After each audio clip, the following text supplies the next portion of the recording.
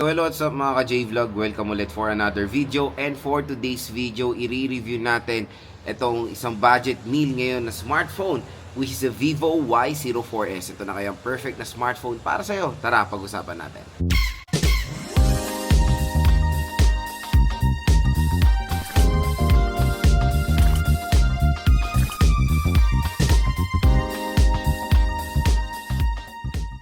So, si Vivo Y04S mga idol ay syempre no, base yan last year, no year 2025. And I think late 2025 to na-release kasi syempre ito yung successor doon sa very popular din na Vivo Y04 na lumabas ng early 2025. Ngayon 2026 available pa rin ang Vivo Y04S. Pero ang tanong mga idol, magkano nga ba itong smartphone na to? So, ang SRP nito si Vivo Y04S is nasa around 6,000 plus, 6,500 pesos. At meron siyang 4GB of RAM and 256GB of internal storage. Pero magandang balita dito kasi sa Vivo Y04S sa online, dito sa ating product link, tap mo yung video, may lalabas yung view products, i-click nyo yan. Dahil mura at bagsak presyo lang po nyo makukuha ang Vivo Y04S. Usually, pwede nyo siya makuha around 5,000 pesos. At syempre, meron pa po tayong additional discount voucher na up to 1,000 pesos off. Bukod po yan doon sa sale prices sa online, meron pa kayong makukuha additional discount voucher. So, ganyan kalupit pag bumili dito sa online. At syempre, yan yung parati natin pinupush kasi sobrang mura. Ang laki po na makukuha yung discount. And again, official store po ni Vivo yung pre-provide kong link dito. Kaya no worries mga idol, legit na legit pong darating ang inyong unit, 100% yan. So syempre dito sa ating video, marami nagtatanong, Lods, okay ba itong bilhin? Lalo na yung kanyang storage, yung gusto ko talaga dito. No worries, dito sa video na to, tutulong ako kayo mag-decide kung perfect nga bang bilhin ang Vivo Y04S. Next mga ka-J-Vlog is gusto ko i-share sa inyo yung mga nagustuhan ko ditong features sa Vivo Y04S at kung bakit sulit nga ba talagang i-purchase ngayong 2026 itong device na to. Sa screen, may nagustuhan ako yung screen size niya, 6.74 inches. Malaki rin naman po itong smartphone na to na perfect sa mga consumers natin na I think majority rin naman ng mga consumers natin ang tinitingnan ngayon sa smartphone is or bumibili ng smartphone is yung laki or yung haba. Dito sa Vivo Y04S magpo-provide yung ganyan mga ka-J-Vlog. Kumbaga, mabibigyan kayo neto ng yung magandang viewing experience sa device.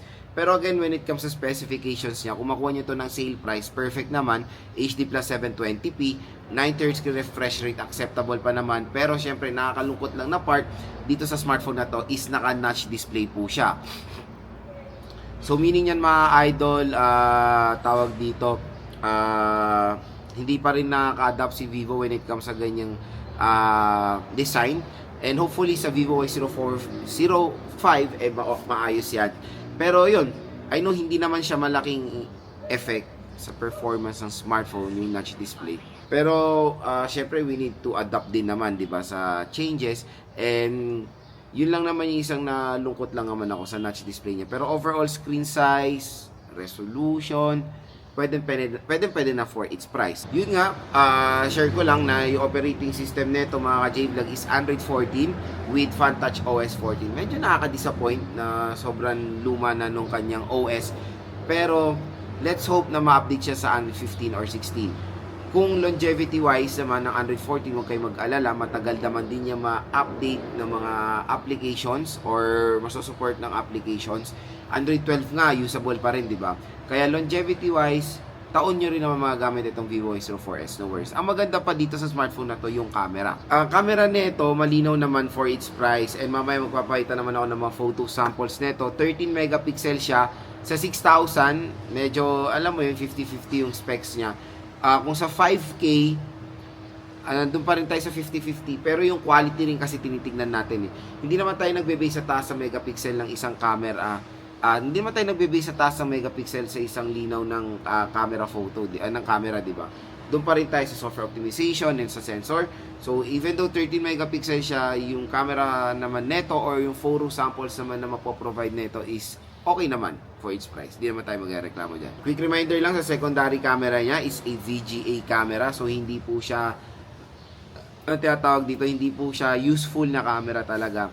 So parang sabihin na natin props lang yan, at yung main pa rin na titignan nyo is yung main camera nito na 13 megapixels.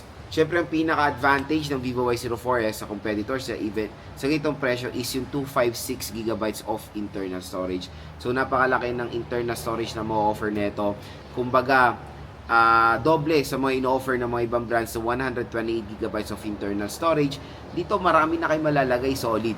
So kung maglalagay kayo ng games, mga photos, videos, files, enough na po ang 256 GB.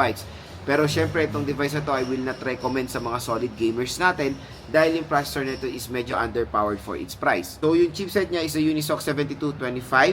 And I know yung iba is hindi siya ganun masasatisfied dito sa processor nito. For me, mas okay pa rin sana kung Unisoc 7250. Mas pwede pa yan or pasok na pasok pa yan sa panlasa natin. Pero nag-game test ko na to. Na-try ko na to sa mga several games. And so far, so good naman din ang kanyang performance. Pero sa heavy games, wag na kayo masa na talagang smooth ang performance. Pero kung Mobile Legends, Honor of Kings, COD, kayang-kaya rin naman kahit papano na itong Vivo Y04S. Ang panalo pa dito sa smartphone na to, battery. Malaki kasi battery nito, nasa 6,000 mAh battery capacity. Tapos, medyo nakakalungkot lang charging rate, 15 watt fast charging rate siya. Yung, pag magpo-focus tayo sa battery nito, kumbaga, maraming mapupusuan ang Vivo Y04S kasi karamihan ng mga consumers natin ngayon when buying a smartphone ang tinitignan na talaga nila is yung battery capacity.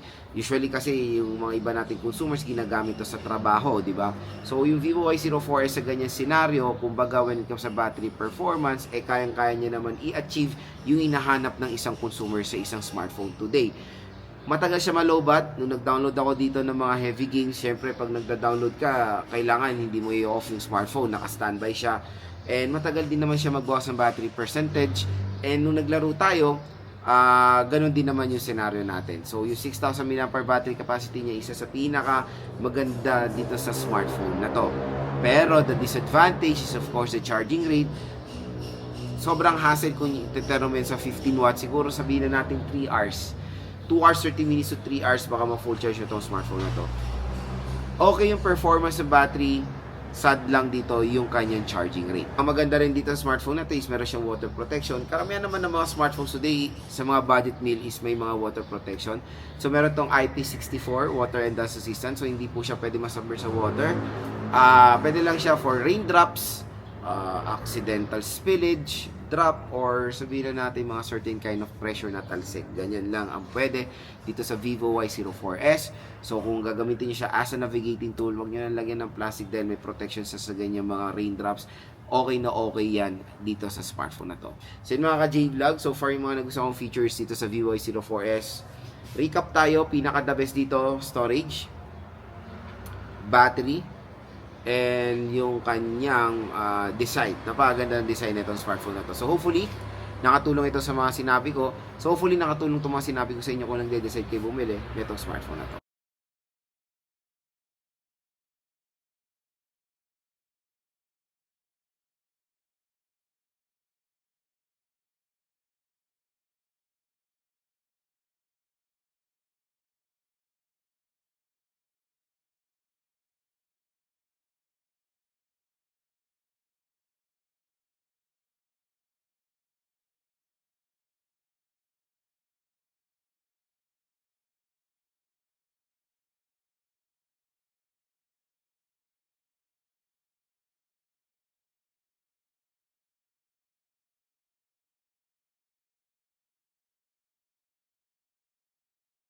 Video sample front-facing camera of the Vivo Y04S. So, pinakamax sa resolution niya is Full HD 1080p up to 30 FPS. Ayan siya.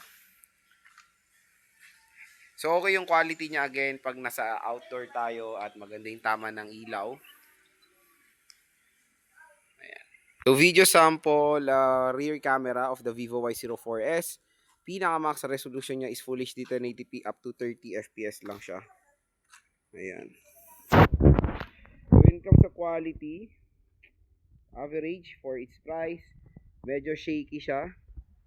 Wala siyang ganun ka-stabilization. And explore natin yung design at build quality nitong si Vivo Y04S when it comes sa kanyang design. Again, tulad ng sinabi ko sa mga ibang video ko, isa sa mga nagugustuhan ko sa Vivo yung sa kanilang gorgeous design. So meron naman tong sleek design mga idol. So meron siyang dual rear camera system. At in reality, isang camera lang talaga gumagana dyan. Meron tayong flash and yung kanyang flashlight na 10 times daw yung lakas niyan. So matte finish yung kanyang back cover. Ayan. Very sleek design naman siya. For a large battery, magkaan din itong si Vivo Y04S. Napakaganda ng ergonomics niya. Lightweight din naman siya at slim design for a large battery. And dito sa right side, nandito ang ating power button / fingerprint scanner and yung volume rocker. So walang any glossiness dito sa smartphone na to. Nandito lang sa may bandang camera module niya, yung pagka-glossiness. So, sa taas naman, medyo awkward na nandito yung kanyang speaker grill. So, single speaker lang to, pero meron to audio booster na up to 200% volume. Sa left side is yung kanyang SIM tray. Sa baba naman is microphone Type-C port at yung 3.5mm headphone jack. So, sa bibili ng Vivo Y04S, good news, pero po siyang pre-installed na screen protector out of the box. So, the sad part is dito sa smartphone na to is naka-notch display pa rin. And malaki naman yung display niya. Support niya rin ang refresh rate na. Support niya rin ang refresh rate na 90Hz screen refresh rate. HD plus 720p resolution. When it comes sa needs of brightness, malakas din naman or mataas din naman ang brightness ng device na to. So next, explore natin yung camera app ng Vivo Y04S. So nandito ngayon tayo sa photo mode niya. So meron siyang 2x zoom na hanggang 4x digital zoom po tayo dito. Meron tayong portrait mode for background blur and of course night mode for low light shots. And sa video naman sa Vivo Y04S, meron tayong Full HD 1080p up to 30 fps lang to. At pwede tayong mag-beautification sa kanyang video, which is very, very nice. Sa more naman, meron tayong panorama, scan documents, slow motion, time-lapse for pro mode, and live photo. So, sa video naman sa front-facing camera, tingnan nyo, medyo hindi ganun kaganda yung quality ng front-facing camera niya. Pero tingnan natin sa outdoor, baka mas maganda siya. Meron namang support sa 1080p up 30 FPS sa front-facing camera niya sa video. Photo mode, ayan, syempre meron tayong beautification. Ay, ano to, filters. Sa portrait mode, yung beautification niya, ayan, meron tayong pa-smooth. Ayan, tapos background blur. And sa night mode, good news is meron din or available din sa front-facing camera ng Vivo Y04S. So yun lang mga ka-J-Vlog, ang camera app ng Vivo Y04S, very simple lang naman. So ayan mga ka-J-Vlog, let's try yung speaker netong si Vivo Y04S. So again, yung speaker niya nasa taas at single speaker lang siya. So start tayo. So dito sinasabi ko sa inyong view products and nandyan lang yan sa ating video. Ayan o, view products. Nandyan lang yan. So play natin. Welcome ulit sa panibagong Pag yan yung video, ayan o, view products. I-review na rin natin. Up to 200% volume. Napakabenta na smartphone din na sobrang nipis, which is a Tecno Spark Slim. So tara, check natin.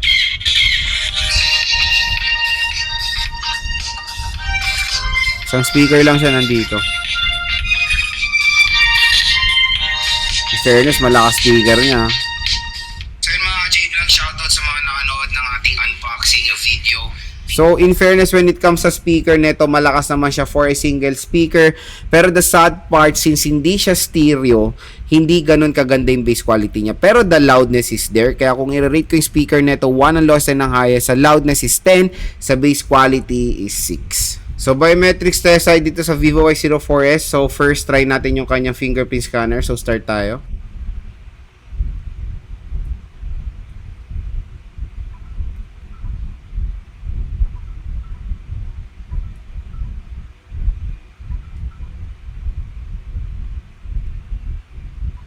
So, pagdating sa fingerprint scanner, fast and accurate naman. Next is face unlock.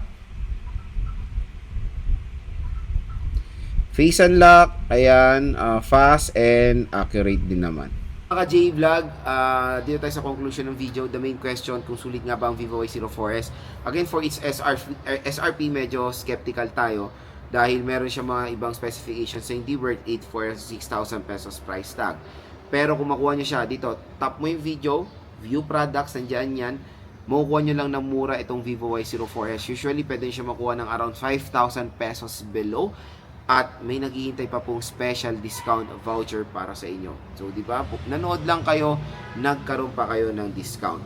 At kung makuha nyo siya around 5,000 pesos below, pwede na. Kasi yung isang pinaka-advantage niya is yung 256 GB of internal storage, large battery, yung kanyang processor, reasonable naman for day-to-day tasks. Hindi naman po literal na mabagal yung processor na yan. Kung mga day-to-day tasks, mga MOBA games, kayang-kaya na itong smartphone na to. Wag na wag kayo mag-alala mga ka-J-Vlog. Kumbaga, yun nga, in short, hindi po naman mabagal ang Vivo Y04S. Napaganda ng design, very aesthetic. Hindi nyo akalain na 5,000 lang to sa kanyang design. Kaya again mga ka-J-Vlog, kung interested kayo bumili ng Vivo Y04S, i-click nyo na itong view products natin dahil po dyan, mura at bagsak presyo lang itong